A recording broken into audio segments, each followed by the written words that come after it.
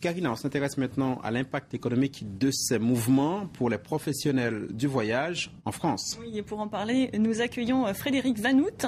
Vous êtes président de Level.com, l'association qui représente le gros des agences de voyage en ligne en France. Et je vous pose la question, quel est l'impact économique pour ces agences Pour les agences de voyage en ligne, aujourd'hui, et pour les autres agents de voyage, c'est un manque à gagner considérable, bien sûr. C'est un produit, une destination qui n'est plus vendue. Et demain, une confiance à redonner à la clientèle pour reconsommer et repartir sur la Tunisie. Vous avez un chiffre en tête? On n'a pas de chiffre aujourd'hui parce que le ministre Zaoui vient d'en évoquer un peu les impacts. On pense que c'est effectivement plusieurs centaines de millions d'euros qui sont perdus par les entreprises en cette période, Dieu merci, en période basse. Et face à de tels risques de révolution, par exemple, comme on a pu le voir, comment concrètement vous réagissez? Les tours opérateurs ont cessé toute desserte des aéroports pour l'Égypte d'une part et sur la Tunisie d'autre part. Les agents de voyage en ligne avaient, dès les premiers jours de troubles, indiqué sur les sites internet par des petits onglets qu'il fallait éviter la Tunisie.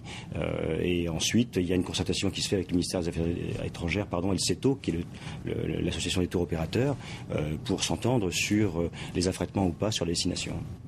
Vous avez des contre-propositions à faire? On s'efforce de proposer des contre-propositions aux consommateurs.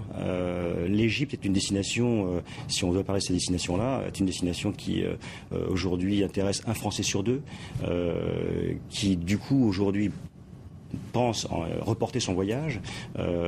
Pour certains d'entre eux, 14%, pour être précis, si vous voulez les chiffres, 14% des consommateurs, des Français qui veulent partir en Égypte ont décidé de partir malgré tout cette année, 9% après les événements. Pour les autres, ils reportent sine die. Et ça se reportera sur la France, le Maroc et l'Italie. D'accord. Alors pour l'instant, on voit que les interdictions sont levées progressivement, en tout cas en ce qui concerne les zones côtières. À quand une levée des interdictions totales, selon vous? Les informations qui arrivent du pays, et notamment sur la mer Rouge, sont extrêmement positives. Un grand nombre de ministères des Affaires étrangères européens autorisent aujourd'hui les départs des tours opérateurs sur la mer Rouge. Je pense que d'ici quelques jours, on devrait pouvoir reprendre les vols.